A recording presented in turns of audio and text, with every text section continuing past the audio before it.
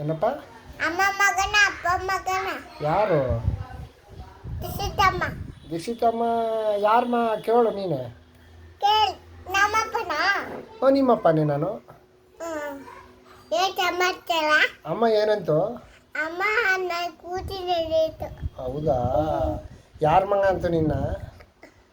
ಅಮ್ಮ ಮಗನ ಅಮ್ಮ ಮಗ ಅಂತ ಮತ್ತೆ ಈಗ ಅಪ್ಪ ಮಗ ಅಂತ ನೀನು?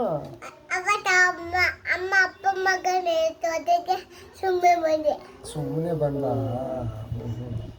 ಮತ್ತೆ ಇನ್ನೇ ಸಮಾಚಾರ? ಏನಿಲ್ಲ.